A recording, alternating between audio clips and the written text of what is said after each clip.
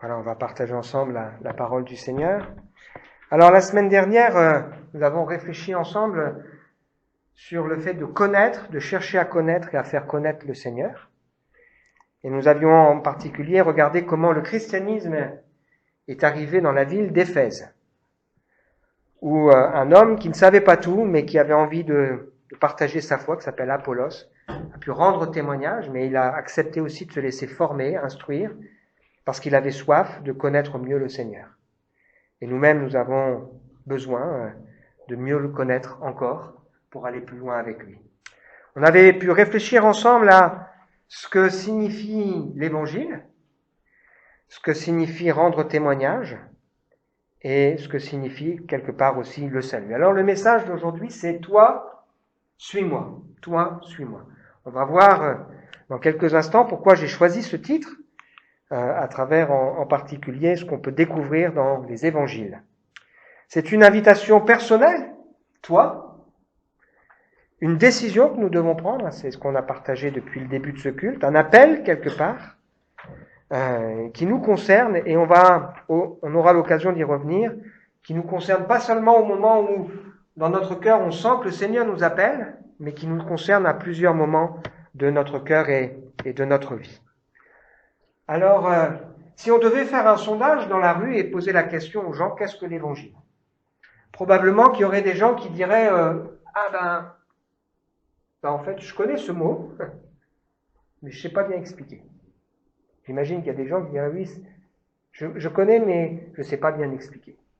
J'imagine aussi qu'il y aurait des gens qui répondraient que l'Évangile, finalement, c'est la religion. C'est chrétien, catholique peut-être, ils diraient, ou évangélique. Certains diraient l'Évangile, c'est toutes sortes de lois, de règles, des choses que tu dois faire, de pas faire. Certains diraient l'Évangile, c'est le Nouveau Testament, la deuxième partie de la Bible, l'histoire de Jésus, sa naissance, sa crucifixion. Certains peut-être diraient l'Évangile, ça veut dire bonne nouvelle. Un Dieu d'amour, qui nous aime, qui guérit, qui veut notre bonheur, qui nous exauce. Mais est-ce que vraiment on répond à la question qu'est-ce que l'Évangile ? Si on répond je connais ce mot mais je ne sais pas l'expliquer, ça veut dire que l'Évangile ne sert pas à grand-chose. Si on répond que l'Évangile c'est la religion, c'est sûr que présenté comme ça ne donne pas forcément envie. Et on comprend qu'il y a peu de gens qui s'intéressent aux choses de Dieu. Si on présente cela comme toutes sortes de choses qu'on a le droit de faire ou de ne pas faire, eh bien ça veut dire qu'on résume l'Évangile à des contraintes. Si on le présente comme simplement l'histoire de Jésus, ça devient de la culture. Cette semaine, une dame est venue au local, Café Change. Elle a acheté plusieurs livres et elle a proposé à son petit-fils de lui acheter un livre. Et il a dit « Oh, mais je lis pas. » Voilà. Et puis, elle lui dit « Tu veux pas une Bible ?» Et bon, il avait envie de dire « C'est la religion. » Et elle lui dit « Mais non, c'est aussi de la culture. » Mais c'est plus que de la culture. Et si on présente ça simplement comme un Dieu d'amour qui nous aide, qui nous guérit, etc., il y a peut-être des gens qui diraient « Mais moi, j'ai pas de besoin. Je suis aimé, je suis pas malade, j'ai pas de soucis particuliers. » On rencontre parfois des gens qui disent « Mais moi, pourquoi j'aurais besoin de Dieu ? Après tout, dans ma vie, tout va bien. » Même si par moments, ils vont sans doute rencontrer aussi des difficultés. Ou si on présente les choses d'une manière qui n'est pas équilibrée, un jour ou l'autre, les gens seront déçus. Parce que être chrétien, c'est pas échapper aux problèmes et aux difficultés. C'est pas parce qu'on est chrétien qu'on n'est pas malade. C'est pas parce qu'on est chrétien qu'on ne traverse pas toutes sortes d'épreuves. Mais parce qu'on a placé notre foi, notre confiance dans le Seigneur, on sait qu'on n'est pas tout seul. Je me souviens de cette dame là qui accompagne Théophile, qui lui donne des cours et qui elle m'a raconté que quand son mari a fait une attaque cardiaque, elle m'a dit « J'ai pensé à vous. » Parce que je me suis dit « Mais là maintenant, toi t'es toute seule. » Mais Raphaël, il n'est pas tout seul. Et elle avait compris qu'être croyant, être chrétien, c'est savoir que dans nos moments compliqués, nos moments d'épreuve, on a quelqu'un sur qui s'appuyer et qu'on n'est pas tout seul. Mais quel contraste quand on regarde ces choses avec ce que la Bible nous dit de l'Évangile. On partage en ce moment, en semaine, la lettre aux Romains où Paul retrace le plan du salut et Et il dit, j'ai un vif désir de partager avec vous qui habitez à Rome, parce qu'il n'avait pas encore eu l'occasion de le faire, l'évangile. Pourquoi? Parce qu'il savait que c'était un message tellement important. Je n'ai pas honte de l'évangile. C'est la puissance de Dieu pour le salut de quiconque croit. La puissance de Dieu qui se manifeste à travers l'évangile, du juif et du grec. Quel contraste avec cette introduction qui nous est donnée dans l'évangile de Jean et qui nous montre quelque part ce que Dieu veut pour nous. Il ne veut pas simplement nous bénir, il ne veut pas simplement nous exaucer, il ne veut pas simplement montrer qu'il existe. Il veut faire de nous ses enfants, nous réconcilier avec lui. À tous ceux qui ont reçu cette lumière qui est venue dans le monde, qui s'est approchée de nous dans la personne de Jésus, elle a donné le pouvoir de devenir enfant de Dieu. Et ça fait une vraie différence quand on peut dire, ouais, je suis enfant du Seigneur. C'est mon Père. Ça veut dire que Dieu, c'est pas simplement quelqu'un qui existe, quelqu'un qui fait peur, mais c'est quelqu'un en qui je peux me confier. C'est quelqu'un qui m'aime. C'est quelqu'un qui a décidé de prendre soin de moi. C'est quelqu'un qui m'a donné aussi un héritage, des promesses. C'est quelqu'un qui ne va pas me rejeter. C'est vrai qu'aujourd'hui, il y a tellement de gens aussi qui souffrent parce qu'ils n'ont pas une bonne image du Père. Et ça fait beaucoup de dégâts dans la vie d'un adulte. Beaucoup de gens ont eu des pères soit absents, soit des pères violents, soit des pères qui n'ont pas été à la hauteur, soit des pères qui les ont trahis, soit des pères qui les ont abusés. Et combien c'est précieux de se dire, ouais non, mais Dieu, c'est pas ça. Dieu, c'est le Père par excellence, celui qui nous aime et qui prend soin de nous. Quel contraste avec ce que Jésus a fait lorsqu'il est arrivé et qu'il a commencé à annoncer. Il a dit quoi? Repentez-vous, réfléchissez à votre vie. Le royaume de Dieu s'est approché. Et on a vu ensemble la semaine dernière que le message de l'évangile, c'est Dieu qui veut que nous soyons réconciliés avec lui. C'est Dieu qui nous aime et qui veut s'approcher de nous. Alors, depuis le début de ce culte, nous cheminons avec cette idée de qui est Dieu pour nous. On a ouvert avec ce psaume 18, « J'aime, je t'aime, ô Éternel, ma force. Éternel, mon rocher, ma forteresse, mon libérateur. Mon rocher où je trouve un abri, mon bouclier, la force qui me sauve. Qui pourrait dire, j'ai pas besoin par moment d'un rocher? Qui pourrait dire, j'ai pas besoin d'une forteresse? Un endroit où je sais que là, je crains rien. Dans la présence de Dieu, je crains rien. Qui n'a pas besoin dans sa vie de pouvoir dire, j'ai besoin d'un libérateur? Parce qu'on est tellement accaparé. La Bible nous dit que le message de l'évangile, c'est la puissance de Dieu, mais elle est capable de délivrer aussi tous ceux qui sont prisonniers dans leurs pensées, esclaves. Parce que nos pensées, elles nous assaillent. Elle peut être capable de briser des forteresses de raisonnement, amener ses pensées captives. On est prisonnier parfois. Les gens qui disent, ils s'inquiètent, ils sont prisonniers. Qui n'a pas besoin de cet abri et de ce bouclier? Quel contraste avec ce que nous avons lu tout à l'heure dans l'évangile de Jean, chapitre 14, où le Seigneur Jésus nous promet qu'il nous prépare une place pour nous prendre avec lui, pour que là où il est, nous y soyons aussi. Et qui nous dit, je suis le chemin, la vérité, la vie. Alors, l'évangile, c'est important pour nous de comprendre. On est là dans cette découverte de ce qu'est l'évangile pour pouvoir pleinement le partager aussi autour de nous. C'est déjà un appel. L'évangile, c'est un appel. On va lire ensemble ce texte de Jean, chapitre 1er, les versets 35 à 43, pour faire déjà une première remarque autour de cela. Donc, le lendemain, Jean-Baptiste était de nouveau là avec 2 de ses disciples. Quand il vit Jésus passer, il dit, voici l'agneau de Dieu. Les 2 disciples de Jean entendirent ces paroles et ils suivirent Jésus. Jésus se retourna, il vit qu'ils le suivaient et leur demanda, que cherchez-vous? Ils lui dirent, où demeures-tu, Rabbi? Ce qui signifie maître. Il leur répondit, venez, c'est-à-dire suivez-moi, et vous verrez. Ils allèrent donc et virent où il demeurait, ils passèrent le reste de ce jour avec lui. Il était environ 4 heures de l'après-midi.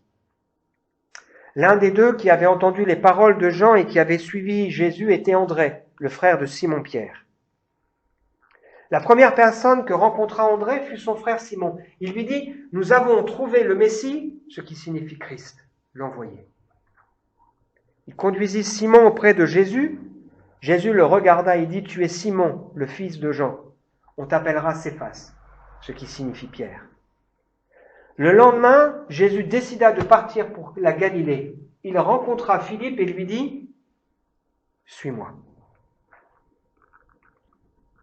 Dans l'évangile de Matthieu, cette fois, au chapitre 4, on voit Jésus qui marche le long du lac de Galilée, qui voit deux frères qui étaient pêcheurs, Simon, surnommé Pierre, qu'il a déjà rencontré, et son frère André. Ils pêchaient en jetant le filet dans le lac. Jésus leur dit, « Venez à moi, et je vous ferai pêcheurs d'hommes. » Alors ils laissèrent leur filet et le suivirent. Il alla plus loin et vit deux autres frères, Jacques et Jean, les fils de Zébédée. Ils étaient dans leur barque avec Zébédée leur père. Ils réparaient leur filet. Jésus les appela. Aussitôt, ils laissèrent la barque et leur père et le suivirent. Donc on voit dans ces deux passages des évangiles que ceux qui ont à un moment donné rencontré Jésus, entendu sa voix, ont décidé de le suivre. C'est le cas d'André, c'est le cas de Philippe, c'est le cas ici d'André à nouveau, de Pierre, de Jacques et de Jean qui décident de suivre Jésus. Et on a plein d'autres exemples. Si vous lisez les évangiles, vous verrez que ce que le Seigneur fait, c'est qu'il appelle des gens à le suivre. On retrouve ça aussi avec Lévi ou Matthieu. Il lui dit « Suis-moi », et cet homme décide de le suivre. Ou on rencontre ça aussi avec le jeune homme riche qui vient trouver le Seigneur en disant « Mais qu'est-ce que je dois faire pour hériter la vie éternelle ?» Et le Seigneur va lui dire « Vends tout ce que tu as, distribue-le aux pauvres, et puis suis-moi. » Donc l'évangile, c'est un appel à suivre le Seigneur, que certains vont accepter et que d'autres vont refuser. Et on découvre dans le message de l'évangile que c'est un appel qui est renouvelé. Lorsque Jésus sera ressuscité, qu'il apparaîtra aux disciples avec la pêche miraculeuse, il posera cette question à Pierre, « Pierre, m'aimes-tu » Pierre te répondra, « Tu sais toutes choses » et ensuite il lui dira, « Suis-moi » Et lui, qu'est-ce qu'il va lui dire ? « Que t'importe, toi, suis-moi » L'évangile, c'est un appel à suivre le Seigneur. Suivre le Seigneur, qu'est-ce que ça veut dire ? Ça veut dire que l'évangile, c'est pas un message où on est appelé à faire une rencontre une fois et puis c'est tout. Mais on est appelé à vivre réellement un engagement.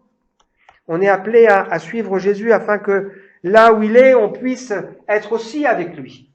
Suivre Jésus, c'est accepter aussi que ce soit lui notre maître, ce soit lui notre guide.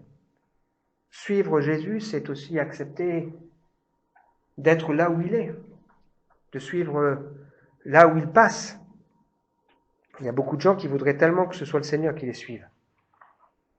Il faudrait que ce soit Dieu qui soit là où eux ils sont. Suivre le Seigneur, qu'est-ce que ça veut dire ? Accepter son invitation. Venez à moi, vous tous qui n'en pouvez plus, portez un lourd fardeau. Recevez mes instructions.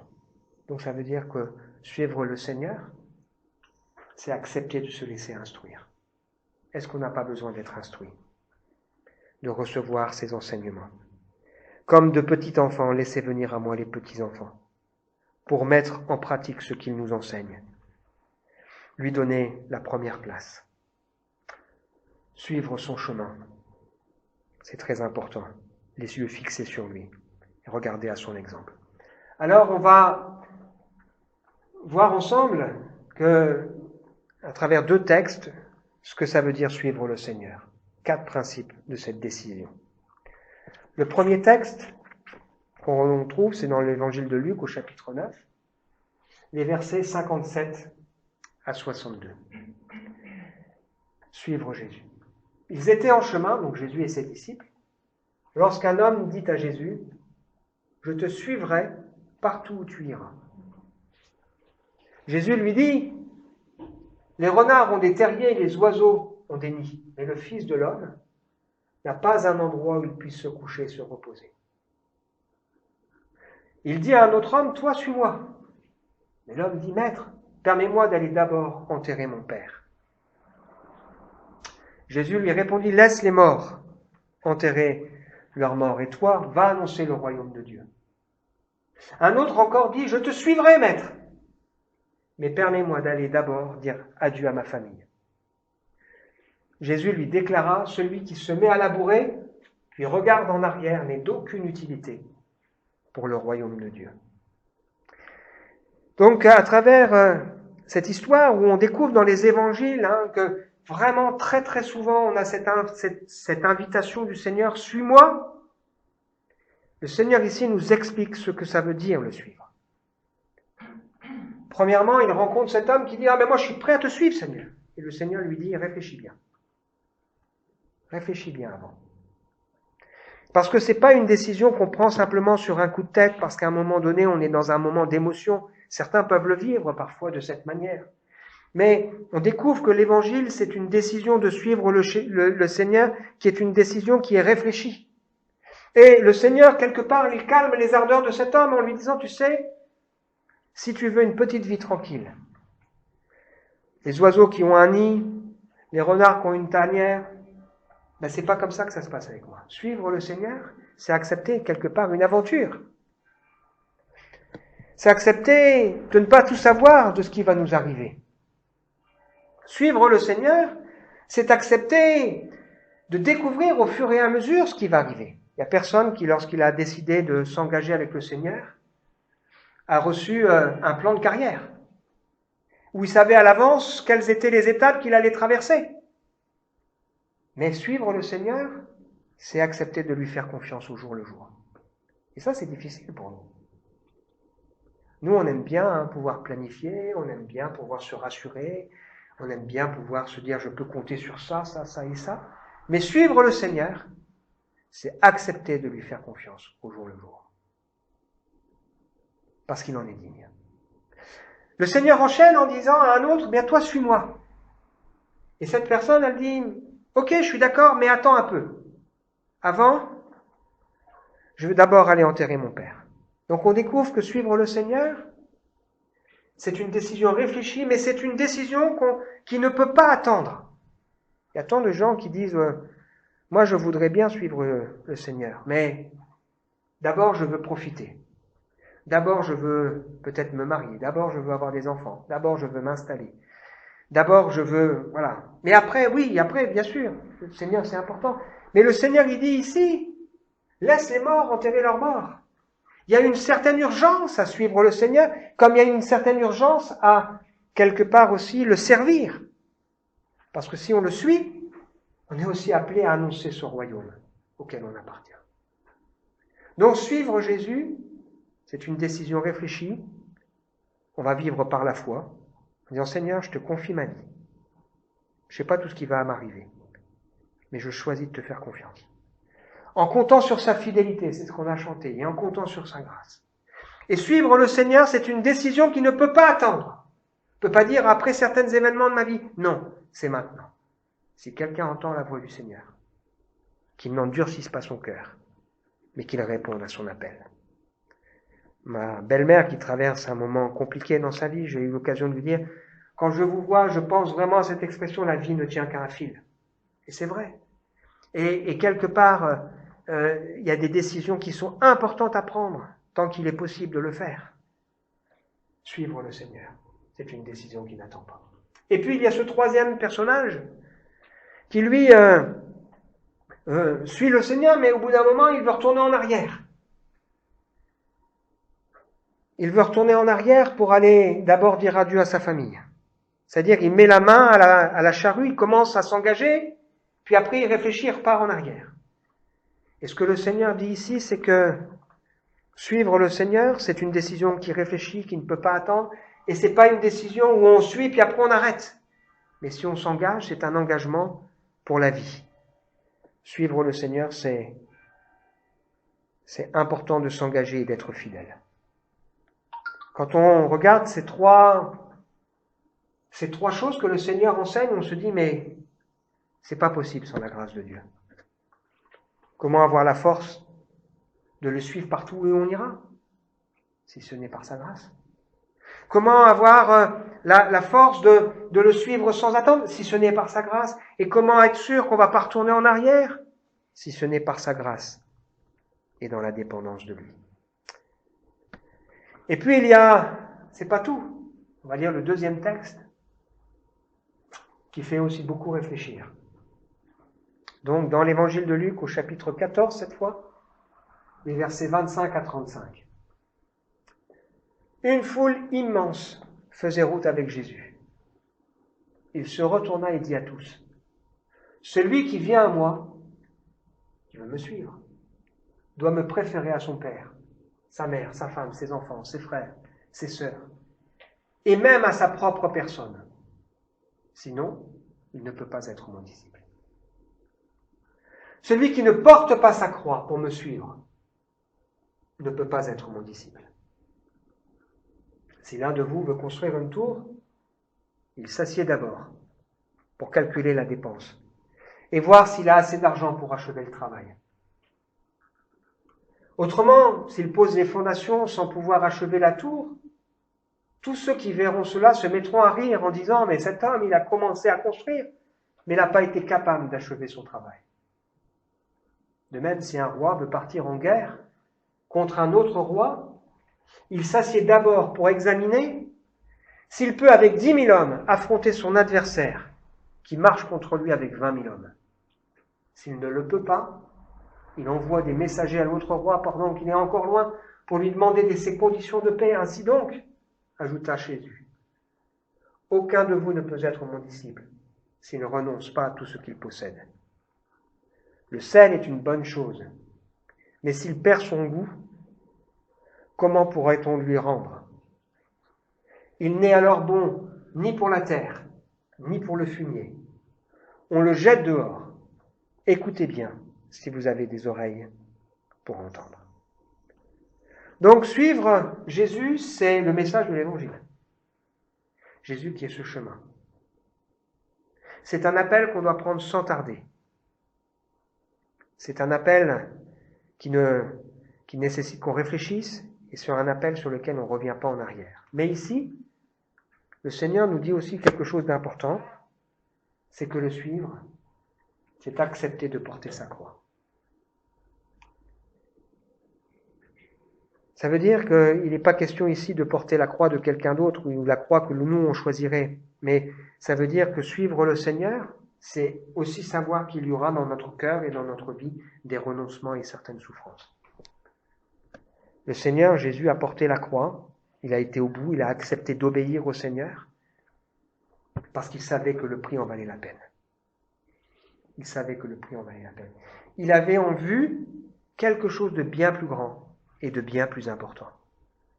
Et le Seigneur ici nous rappelle et nous dit quelque chose d'important, c'est que celui qui ne veut pas souffrir, qui ne veut pas accepter certains renoncements, ne peut pas être son disciple.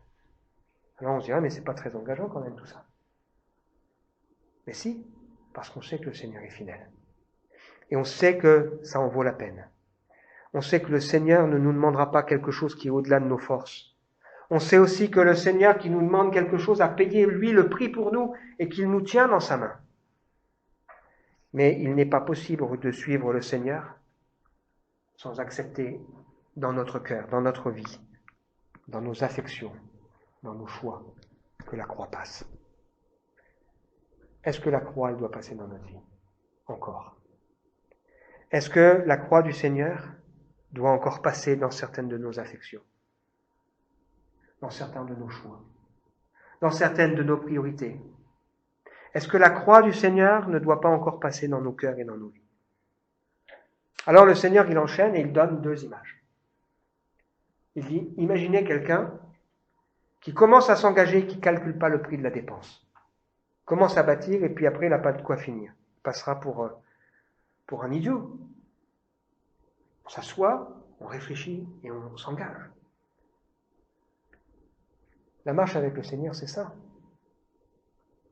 Et quand on s'assoit, qu'on réfléchit, on se dit, mais moi, j'ai pas la force. Et c'est là qu'on comprend que ce n'est pas en comptant sur nos propres forces, mais c'est en comptant sur sa grâce qui va nous accompagner chaque jour. Si aujourd'hui on sent que la croix elle doit passer dans certaines de nos affections, dans certains de nos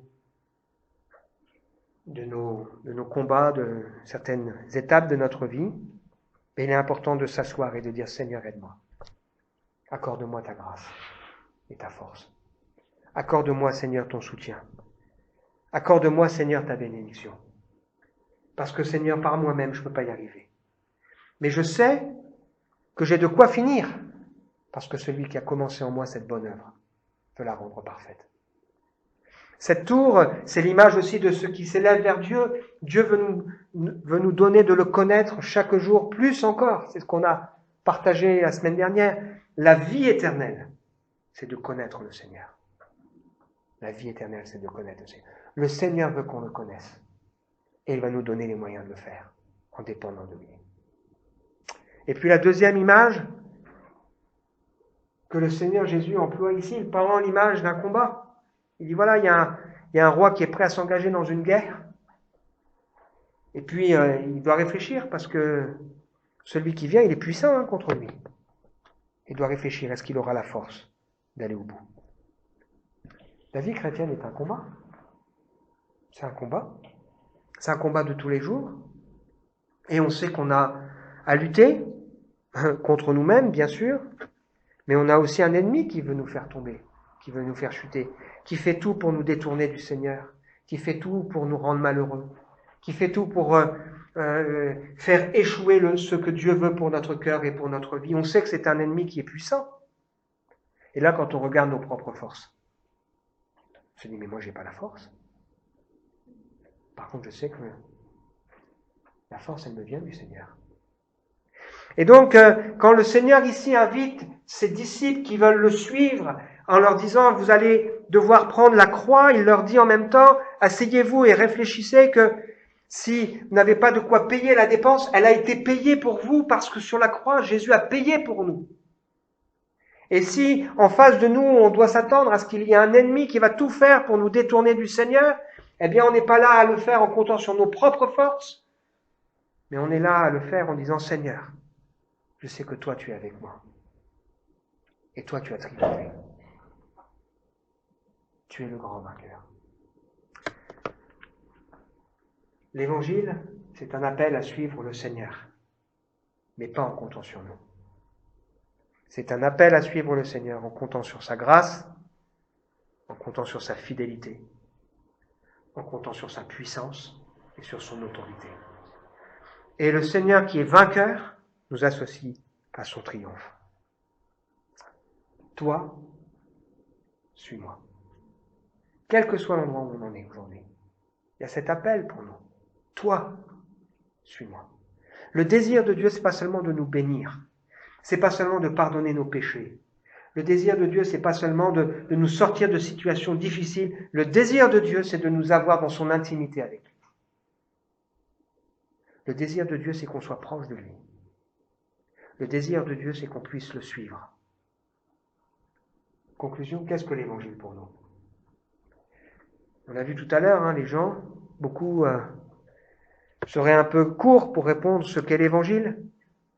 Mais nous, on a compris que l'évangile, et j'espère qu'on a compris, c'est un appel à suivre le Seigneur. Un appel qui est renouvelé régulièrement dans nos cœurs et dans nos vies. Toi, là où tu en es aujourd'hui, suis-moi. Parce que le désir de Dieu, c'est de nous prendre avec lui pour que là où il est, nous y soyons aussi. Son désir, c'est d'être avec nous. Et pour qu'il puisse être avec nous, il faut aussi qu'on choisisse d'être avec lui. Son désir, c'est de nous appeler aussi dans sa présence, dans ces moments où on se met à prier dans notre chambre, dans le recul. On réalise qu'on est dans sa présence. Son désir, c'est de nous dire, le trône de Dieu est aujourd'hui un trône de grâce. Comment réagissons-nous à l'appel renouvelé de Dieu? Parfois, on n'a pas envie. Parfois, c'est difficile. Parfois, on voit plutôt l'ennemi ou on voit plutôt qu'on n'a pas les moyens d'y arriver. Mais le Seigneur le sait. Il sait qu'on n'a pas les moyens. Il sait que l'ennemi est grand. Mais il sait aussi qu'il est là. Et l'attitude raisonnable de notre part, c'est de dire, Seigneur, face à ce défi, pour moi, pour ma famille, pour mon travail, pour ma ville, pour mon Église, pour ma santé, pour la santé de ma famille, pour mon avenir, pour mes parents, pour mes enfants. Seigneur, j'ai besoin de toi. Je veux te suivre. Guide-moi, Seigneur. Montre-moi. Qui est Jésus pour nous? Jésus désire pas simplement être un sauveur, il désire être aussi un modèle. Il désire être un confident. Il désire être un compagnon de route. Il désire être celui en qui nous nous confions. Il a ouvert pour nous une route nouvelle. Il a ouvert pour nous l'accès à la présence de Dieu. Et on n'utilise pas le nom de Jésus comme une formule magique, mais on sait que si on vient auprès du Seigneur, de celui qui est Père, c'est parce que Jésus a ouvert pour nous. Seigneur, je viens couvert par toi, par ta justice et par ton sang. Je propose qu'on prenne un temps pour réfléchir, se recueillir et prier ensemble.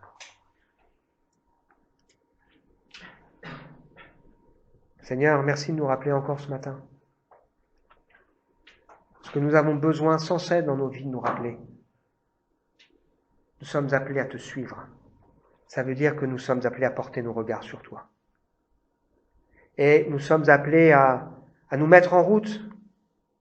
Nous sommes appelés, Seigneur, à regarder à toi, à nous lever et à décider de te faire confiance. Tu sais, Seigneur, que face à l'immensité des défis, aux souffrances, aux difficultés, aux luttes, aux combats, nous n'avons pas la force. Mais nous savons que nous pouvons compter sur toi. Nous avons chanté tout à l'heure, en comptant sur ta fidélité. Tu restes le même, Seigneur. Merci de nous aimer comme tu nous aimes.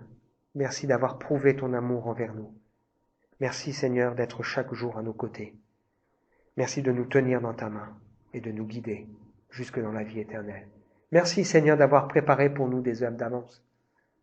Nous voulons déposer à tes pieds nos doutes, nos craintes, nos peurs, nos faiblesses, nos manquements, pour, Seigneur, vraiment pouvoir vivre de ta vie. Amen.